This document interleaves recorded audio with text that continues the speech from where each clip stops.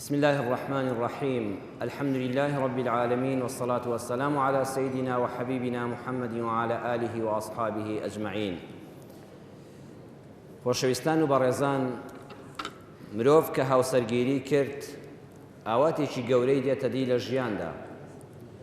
بەڵام هەرچەندە یەکتریت خۆش بوێ وەکو دوو هاوسەر، کوڕکچێکی لاو و گەنج و جوان کاتێک کە بە یەک دەگەن، ئەو ئاواتە گەورەیان هاتوۆتە جێگا کە بوونی خانە و لانەیەکی گەرم و گوڕ و ڕێک و پێکە. بەڵام هەرچەندە دوو ئینسان یەکتریان خۆش بوێ، شتێکی بەڵگەنەویستە و عەقڵی و مانتیقیە کاتێک وەختی نانخواردن هات تۆ نانێکت هەر دەوێ. ئەبێ ئەو دوو ئینسانی کە هاوسەرن یان ئەو خێزانەی کە هاوسەری تۆیە و لە ڕووی شەریعەتی ئیسلامیەوە نەفەقاتی لەسەر تۆیە، ئەبێ نانێک هەبێ بینۆشێ، بەرجێک هەبێ بیپۆشێ، خانوویەک هەبێ دایپۆشێ. بۆیە کاتێک کە ئینسان ئەمانەی نەبوو ئارام بگرێ، زەواج نەکە، هاوسەرگیری نەکە تا بەدەستیان دێنێ. چونکە قورئانی ئێمە ئەم ئیسلامەی ئێمە بنەماکەی لەسەر میثالیەت دانەمەزراوە، هەمووی عەقڵی پێش عاتیفە خستووە. وە لە قورئانی پیرۆزە دەفەرمێ فَلْيَسْتَعْفِفِ الَّذِينَ لَا يَجِدُونَ نِكَاحًا حتى يغنيهم الله من فضله. ئەو کەسانەی کەوا توانای داراییان نییە، خانوویەک شک نابن، موچەیەکیان نییە، کارێکیان دەست نەکەوتووە، هەر بەوەندەی کەوا بەرامبەرەکە لە ڕەگەزی بەرامبەرە کچێکی خۆش ویستووە، نابێ پەلە بکە یەکسەر هاوسەرگیری ئەنجامدا، بەڵکو پێویستە خۆی پاک بپارێزێ، شەخسیەتی خۆی نەڕووشێنێ، ڕێز و حرمەتی خۆی لەکەدار نەکە، تووشی زینا و مقدماتەکان و پێشەکیەکانی نەبێ، خۆی پارێزێ هەتا خوای پەروەردگار حتى يغنيهم الله من فضله، تاوەکو پەروەردگار دەرگای ڕەحمەتی لێ دەکاتەوە. یغنیهم واتە دەوڵەمەندی دەکا بە چی؟ بە ئیش و کارێک، بە موچە و معاشێک، بە بنیادنانی بنەمایەکی ئابووری کە پاشەڕۆژ ئەم خێزانە ژیانی لەسەر بەرێتە سەر. یعنی هەر ئەوە نیە ئینسان بڵێ کوڕە پشت بەخوا تۆ کاکە خوا ڕزقی هەموو چۆلەکەیەکیشی داوە، تۆگە خێزانت هەبوو خوا ڕزقیشت دەدا. ئەم قسانە لە ڕووی عاتیفیەوە ڕاستن، بەڵام پێغەمبەری ئێمە صلی الله عليه وسلم لە تەفسیری ئەم ئایەتە قورئانیانەدا چی دەفەرمێ؟ یا معشر الشباب من استطاع منكم الباءة ئەمجا فليتزوج. ئەمە وەکو هاوشێشەیەکی بیرکاری و کیمیایی وایە، هەتا ئەم بەر نەبێ یەکسان نابێ بەو بەر. ئەی کۆمەڵی گەنجان، شەباب، ئەو کەسانی کەوا توانای جەستەیی و تواناتان هەیە، هەر وەختێک چیتان هەبوو ئەلباءەتە، باءە بەچی دەوترێ؟ بە جێگە و مەکان. چونکە لە زۆر فەرموودەدا فەلیەتەبەوەء مەقعەدەهو من النار، واتە بە جێگا باءە هاتووە. ئەگەر سوکنایەکت هەبوو، دوو هۆدە خانووت هەبوو کە هاوسەرەکەت تیا بحەوێتەوە، ئەمجا کە ئیش و کارێکت هەبوو بەیانیان بڕۆی بۆ سەر ئیش و کارەکەت و ئێوارە بە فەزلی خوا بەدەستی پڕەوە بگەڕێیتەوە. کە منداڵێکت هەبوو لەسەر تەلەڤیزۆن نیشان نەدەی بۆ قوتوویە شیر و هەموو ڕۆژە سواڵت بۆ بکرێ، ئەگەر تواناکانت ئامادە بوون ئەمجا فەلیەتەزەوەج، یعنی لایەنی ئەم بەری هاوکێشەکە ئەنجام بدە، ئەمجا ناوی خوای لێ بێنەوە بچۆ بۆ ئەو بەریان. هەر ئاوا لەسەر عەلە الله ناوە هەڵەیە. خوای پەروەردگار ئەم عەقڵ و بژیری و معریفەت و قورئان و حەدیسەی داوینێ کە لەسەر بنەماکانی کار بکەین. بۆیە قسەیەکی جوان هەیە دەڵێ إذا جاء الفقر من الباب هرب الحب من الشباك. هەر وەختێ هەژاری لەم دەرگایە هاتە ژوورەوە بۆ ناو خێزانێک، خۆشەویستی لە پەنجەرەکەەوە دەڕواتە دەرەوە. چونکە ئەم ئافرەتە بە تایبەتی لە جنسی ئافرەتاندا پیا و خۆڕاگرترە. تۆی بەڕێزی پیا و دەتوانی 10 ساڵ قاتێ جلت لەبەرە بە زۆر مشکیلە نییە، ڕەنگەکەی چۆنە، هەرخوا سروشتی پیاوانی وا خەڵق کردووە. پیاوی پیاوانە وەکو حرمەتداری، وەکو گەنجان و پیرانی، وەکو جەنابتان، زۆر بەلاتەوە مشکیلە نیە ڕەنگی جلەکە زۆر چۆن بێت. جاری وایە قۆندەرێکت لە پێدا دەڕۆژ بۆ یاخینەکەی هەر گوێی نادەیتێ، بەڵام خوای پیاو بە زبری دروست بووە، چونکە ئیشی بەرخۆرە، ئیشی کارکردنە، ئیشی زبریە، ئیشی مقاومەیە. بەڵام ئافرەت وان نییە، ئافرەت خوا بە سروش دەبێ واژ بێ. سوبحان الله، ئەم تەرتیبە چەند جوانە. ئافرەت بە سروش لەو بازاڕە ئافرەتێ ببینە سەیدە موچاوی ناکە سەیری کراسەکەیەکە، لە تەعزیەوە چەند مردووە، ئەو خەمیەوەیەتی ڕەنگی کراسەکەی فڵان کەس چۆن بوو، چەند زیێڕی پێوە بوو، گوارەکانی چۆن بوو. ئەمە سروشتی ئافرەت وایە. بۆیە هاوسەرە بە ڕێزەکەی تۆ کاتێک کەوا میوانێکت دێ باسی مۆبیلیاتی ناو ماڵ دەکا، کاتێک دەچێتە قەن ماڵی فڵان کەس قەنەفەکانی ئاوایە، دێتەوە باسی دەکات تۆی بەڕێز حەز دەکەی بۆی بکەی یعنی هەموو پیاوێکی بەڕێزی وەکو جەنابتان بیسەران و بینەران ئەگەر هەموو ماڵی دنیاهی ئەو بێ و بیکاتە ئەڵقەیە بیخاتە دەستی خێزانەکەی و بە دڵنیاییەوە پێخۆشە بەڵام ئەگەر نەتبوو ئەگەر نەتبوو خەفەت دەدگرێ ئەو خەفەتە سەرنجام قسەیەکی ناخۆشی لێ دەکەوێتەوە قسەیەک لەم و قسەیەک لەو فەقیری لە دەرگاوە هاتە ژوورەوە خۆشەویستی لە پەنجەرەوە چۆ دەرەوە یان وتراوە إذا ذهب الفقر إلى بلد قال له الكفر خذني معك هەر وەختێ فەقیری و هەژاری چۆ شارێکەوە چۆ وڵاتێکەوە اقتصادی وڵاتێک ڕووخا کافریش دەڵێ بە قوربان دەستم بگرە و لەگەڵ خۆتا بم بەبووەوێ باشترین شوێن کوفری تێدا بڵاو بێتەوە ئەو وڵاتەیە کە هەژار نشینە چونکە بە جانتایەک خۆراک کابرا سەلیبێکشی دەکە نەمڵێەوە ئەوە حەل لە هەر شوێنە هەژاری هەبوو یەکسەر کوفریش دەڵێ لەگەڵ خۆتا بم بە ئەمە تا ئێرە هەمومان بەڵگەنەویست دڵزانین ڕاستە بەڵام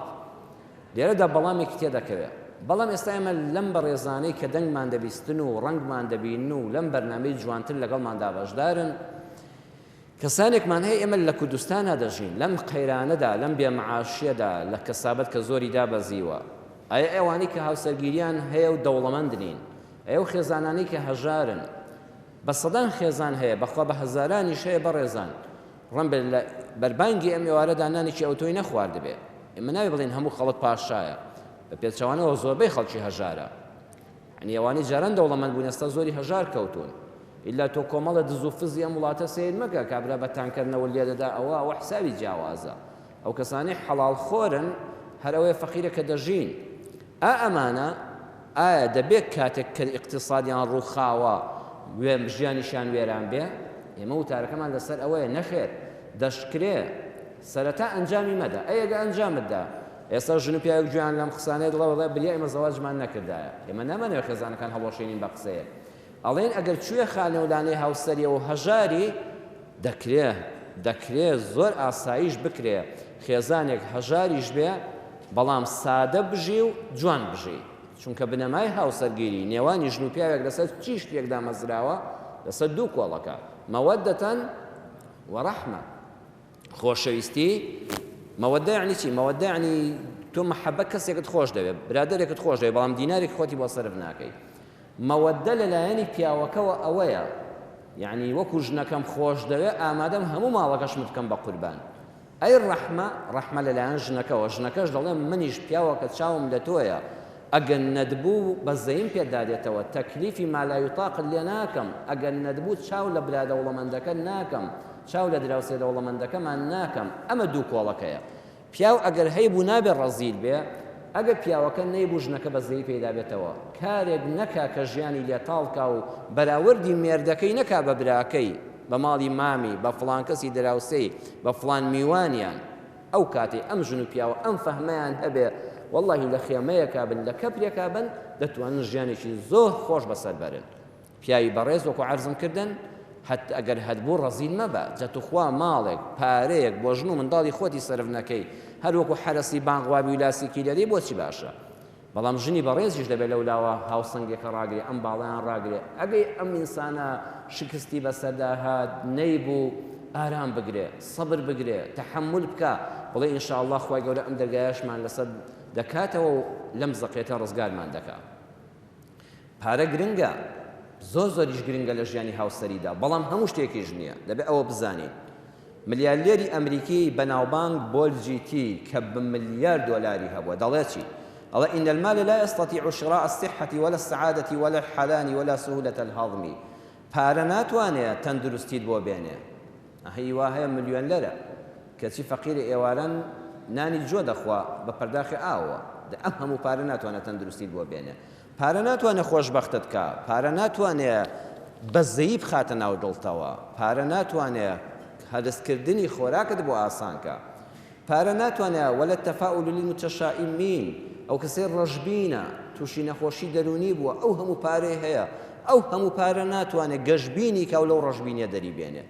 بەڵێ پارە گرنگە بەڵام پارە هەموو شتێکیشی پێ ناکرێت بۆیە لەم چەند خاڵەدا خێزانی هەژار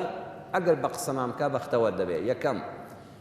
ئەگەر خانوویەکت هەیە دوو هۆدەیە و کرێچی خەڵک نی نان و ئاوێکی ئەو ڕۆژەت هەیە و خۆراشی ئەو ڕۆژە و شەوە لەبەر دەستایە لەشت ساغە دژمندار نی شەک لە ماڵت دانیە و بە بێ پشتێن دەڕۆیتە دەرەوە بۆ مزگەوت و ماڵی خوا و سەر کەسابەتت ڕێز و حرمەتێکی خۆشەویستی لە نێوانی ئەم ژن و پیاوەدا هەیە بە حرمەتەوە ناوی یەک دێنن بە حرمەتەوە ڕێز لە کەسوکاری یەک دەگرن ئەم خێزانە دەبێت دڵنیابن نەک هەر هەژار نین وەڵی لە ڕیزی دەوڵەمەنداندان غني چیه دولمن زانانی منطق دفرمون الغني من زاد دخله على نفقته والفقير من زادت نفقته على دخله دولمن او کسیه کداهاتی لخرجی زیاتره اگر 30,000 دروجی پیدا کرد و خرجەکانت 20,000 بوون تۆ لە دەوڵەمەندان حسابی چونکە 10,000 پاشەکەوتە هەژار ئەو کەسەیە خەرجەکەی 20,000 بەڵام ڕۆژی 15,000 پەیدا دەکات تواناکەی هەر ئەوەندەیە بەڵام مەسرەفەکانیشی ناچارە 20 سەرفکە لەو کاتەدا تۆ نەقسی نەفەقاتت 5 کەواتە چوویە ڕیزی هەژارانەوە بۆ ئەوەی لەمە ڕزگارت بێ دەتوانی بەرنامەیەک دانێ هەندێک لە خەرجەکانت کەمکەوە تۆزە سەفەر کەمکەوە تۆزە میوانداری کەمکەوە ساڵی سێ چوار قات جل ناکەم دوو دانە دەکەم قەنەفەکەی ناو ماڵەکەم بە 5 ساڵ ناگۆڕم بە 10 ساڵ دەیگۆڕم گوێ نادەمە بلۆمەی خەڵکی هەندێک ئەنتەرنێت بکەم بەکاردێنم موبایلەکەم دەکوژێنمەوە لە جیاتی کارتێک بەکاربێنم دوو کار بەکاربێنم کارتێک بەکاردێنم بەڕێزان هەر یەک تۆست یعنی ئینسان خۆت چووکەوە وردەوردە ئەم زیادەی کە ئەم نوقسانی کە لە نەفەقاتە هەیە پڕ دەبێتەوە 20ت پەیدا کردووە سەرفیات کردو 15 داهاتە دەتوانی ئەو 5 پڕکەیتەوە هەر بیر بکەیتەوە وەڵی هەر لە یەکێک لە ئێمە لە ژیانماندا کۆمەڵشتی زیادەمان ڕۆژانە بە بەلاش دەڕوە مناڵەکەت 1000 داوەتی 500 بدەیە 500 داوەتی قەناعەتی پێ بکە بە 250 ڕازی بێ لەو ڕۆژەدا یەکسەر ئەم نەقسە پڕ بووە تۆ لە هەژاری ڕزگارت بوو بەڵام ئاگادار بە نەگاتە ڕەزیلی زانایان قسەیەکی زۆر جوانیان هەیە إن الشخص الذي لا يمتلك مالا هو شخص فقير أو كسيك هیچ ماڵ و سەروەت و سامانی نییە پێی دەوترێ هەژارە بەڵام ولكن الأفقر منه هو الذي لا يمتلك في حياته سوى المال لو هەژارتر يعني کەسێ دینارێک لە جیفانیانێ هەژارە لەو هەژارتر چێیە لەو هەژارتر ئەو کەسەیە هیچی نییە تەنها پارە نەبێ بەخوا قسەیەکی زۆر جوانە يعني ئەو کەسەی هیچ پارەی نییە هەژارە لەو هەژارتر و داماوتر چێیە ئەو کەسەیە هیچی نییە بەس پارەی زۆرە بەس پارەی زۆرە نە ڕێزی هەیە نە حرمەتی هەیە نە خۆشەویستی نێوان خێزانی هەیە نە ئارامی دڵ و دەرونی هەیە بەڵام پارەی بە ملیۆن هەیە ئەمە لەوی فەقیرترە ئەوە فەقیری ئەسڵیە چانێت تۆ لەو فەقیرانەنی بیرکەوە خوا حەمد و سەنا بۆ تۆ من ئەوەندەی کە هەمە دڵێکی مرتاحم هەیە خێزانێکی خۆشبەختم هەیە دووەمیان ڕازی بە بەشی خۆت و ژیانی خۆت بەراورد مەکە بە کەسانی تر خۆشەویستم لەڵام بە بەلای خانوویەکە بڕۆی یان خوشکی خۆشەویستم خوشکی ئازیزم لەگەڵ مێردەکە تا شەوێکە لەم شارەدا دەڕۆیتە دەرەوە بەلای خانوویەکە دەڕۆی بەس دیکۆری خانووەکەی بەقەدەر هەموو ساماتەکەی تۆ دەبێت یعنی بەس ئەوەی لە واجیهەی خانووەکەی سەرفی کردووە فڵان کەس کە تۆ بەلایە تێدەپەڕی هەموو سەروەتەکەی تۆ بەس ناگاتە واجیهەی ماڵەکەی ڕەم بێ سروشتی عاتفەی ژنان وابێ بڵێ ئەبێت لە ماڵەوە چیان هەبێ ئەبێ ئەمە دیکۆری خانووەکەی وابێ ئەبێت لە ناوە چۆن بێ قەت خۆزگەی پێمەخوازە چونکە احتیمالی هەیە ئەوەی لە ناو ئەو خانووەدا دانیشتووە 100 خۆزگەی بە تۆ بخوازەکە سیارت نێو بە پێ هاتوچۆی ماڵێک دەکەی بەڵام حرمەت و ڕێزێکی هاوسەری لە نێوانتاندا هەیە لەوانەیە 100 موشکیلە لە ناو ئەو خانووەدا هەبێ قەت ژیانی خۆت بەو بەراورد مەکە ڕەن بێ ئەو محتاج بێ بەوەی ژیانەکەی بداتە دەستەوە تۆ بچە شوێنی ئەو بەڵام دڵی وەکو تۆ خۆش بێ القناعة مصافحة بين راحة اليد وراحة الضمير قناعت بریتیە لە چاکوچۆنی نێوان دەست و وجدان و دڵ يعني دەستی ماندووە بەڵام وجدانی ئارامە ئەوە پێ دەوترێ قەناعەت ئەگەر خەڵک گەشتی وڵاتان دەکا دەڵێن فڵان کەس چۆتە تورکیا فڵان کەس چۆتە لوبنان فڵان کەس چۆتە ئەمریکا بەڕێزم ئەمە دڵی خۆتە تۆ بچۆ بۆ زەر زەی تەقتەق حال لەم شارە تۆ زە دوورکەوە بچۆ سەردانی ێشکەوتێ بکات لە دڵی خۆتەوە بزانت تۆ لەسەر دەریای مەرمەڕەی تورکیا هەر دڵ حسابە وڵا وەڵڵا ئافرەت ئێمەش گەشتێکمان کردووە ئاو هەر ئاوە بەخوا لە هەموو دنیادا ئاو هەر ئاوە تا گەلی عەلیبەک بچۆ بزانە لە ئەمریکا سوڕاویەوە ئاتیەوە وا خۆت قەناعەت بکە بە تارە سەفەرت کردووە ئەم دڵی خۆت چۆن بڕیار بدا وەڵڵی هەر ئەم دەروونە حسابە بە پیاسەیەک بڕۆ بڵێ خوا لە خوا بەزێ بەچانێ قاتمان ساغە خەڵک خواخوایانی نیو سەعات بە پێ بڕات جا سیارەمان نەقەیچێکە ئەم دڵی خۆت دەتوانی چۆن حیسابی بۆ بکەی گەشتی دڵ و دەروون پێویستی بە تارە نییە ئەتوانی بە خەیاڵات بڕۆی بۆ هەموو وڵاتانی بێیتەوە و دینارێکی سەرف نەکەی ژن دەبێت سایەی مێردەکەی بێ نەک تەوقیملی بێ زانایان قسەیەکی جوانیان هەیە دەڵێن المەرأة ظل الرجل عليها أن تتبعه لا أن تقوده سای سێبەر سای سەر شتێکی جوان هاڵە فڵانکە سای سێبەریە سای سەریەتی ژن سایەی سەری مێردە سێبەری سەریەتی بەڕێزان سێبەر چۆنە سێبەر ئەوەیە تۆ بۆ کوێ بڕۆی بچی دەبێ بە شوێن تا دەڕوە یعنی ئەگەر ژنێک سایی سێبەری مێردەکەی بێ سایی سەری بێ ئەوە پلەیەکی گەورەیە ئەوەیە وەکو سێبەر بە شوێن مێردەکەیە دەڕوە مێردەکە وەستا دەوەستێ مێردەکە ڕۆی دەڕوە نەک تەوقێک بێ لە ملیدا ژنی سالارە و سەنگین ئەوەیە وەکو سێبەر وایە سێبەر ئەوەیە تۆ دەڕۆی ئەو لەگەڵتایە تۆ دەوەستی ئەو دەوەستێ سێمیان باشترین ئارامبەخش و ئازارشکێن تێپەڕبوونی کات و زەمانەکانە هەموو شتێ چارەسەر دەبێت زۆر کەس هەبوو ساڵانێک لەمەوە پێشی چی نەبوو ئێستا لە ڕیزی دەوڵەمەندانە سەبرێک بگرە ئارام بگرە دڵنیا بە هەموو بارودۆخەکان گۆڕانکاریان بەسەرا دێ چوارەمیان نەهێڵی هەژاری حرمەت و قسە و داواکاریتان بەرامبەر یەک بشکێنێ یعنی بەهۆی هەژاریەوە ئینسان حرمەتی کاڵ بێتەوە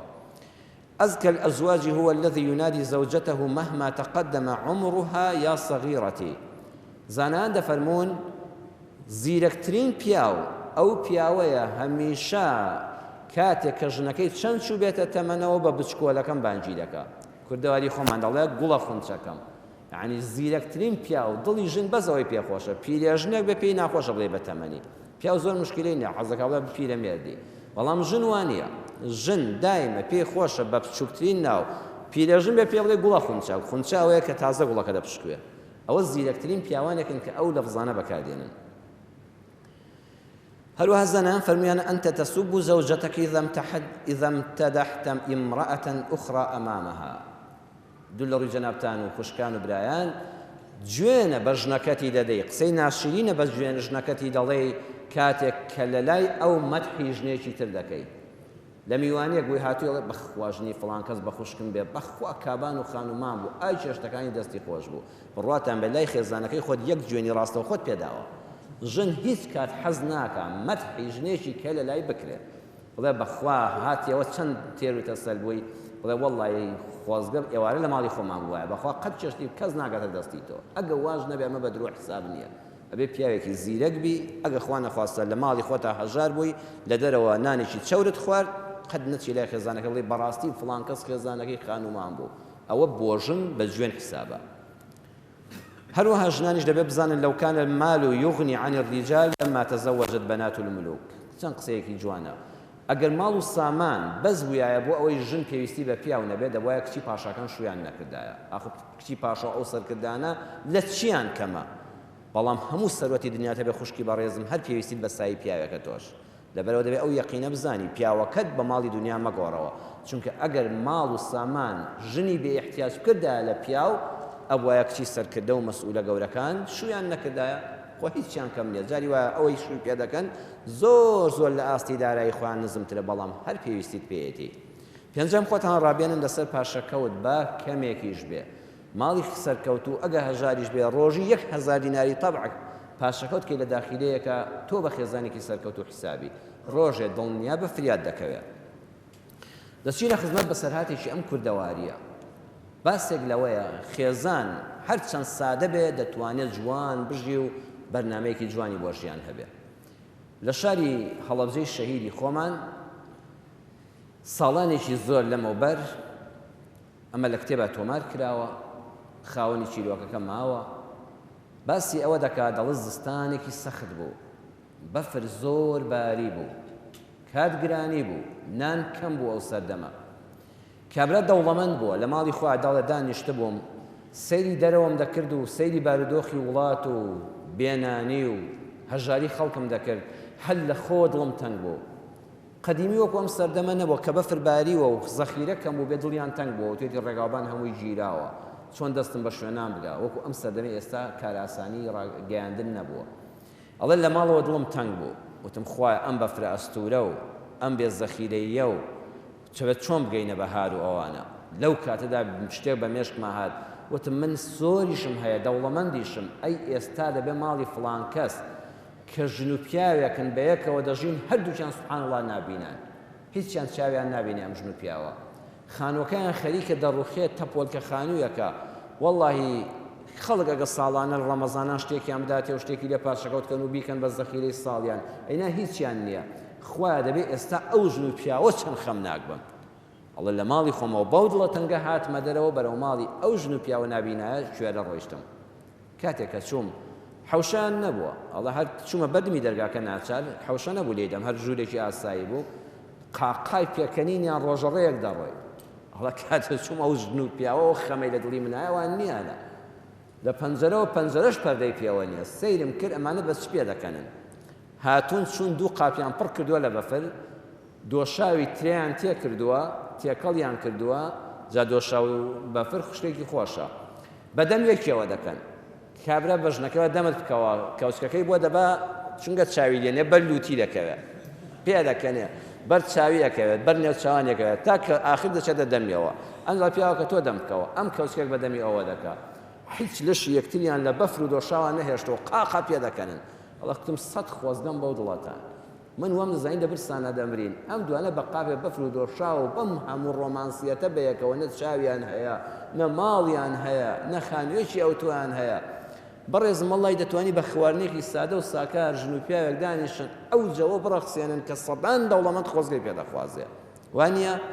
هەر دوو پارو بەدەم یەکترەوە کە ئەگەر نان و ماست خۆی بڵێ ژنەکە دەمت کەوە پاروێکی بۆ هەڵدەت بەر لوتی کێ بەر شوێنێکی چەندێت تۆ چاوت هەیە عەزیزم هەرەوەی چاوت هەیە هەموو دنیات هەیە ژنەکە چەند جوانەوە پیاوەکە ئەم پارە بەدەستی من خۆ بەخوا ئەو کاتە هەژاریەکان هەمووی بار دەکەن یەک دەوڵەمەندی و فەرەحی دێتە ئەو ماڵەوە بەرەکەتی خوش پەیتا پەیتا بەسەریا دەڕژێ هەموو قۆناغەکانیش تێدەپەڕن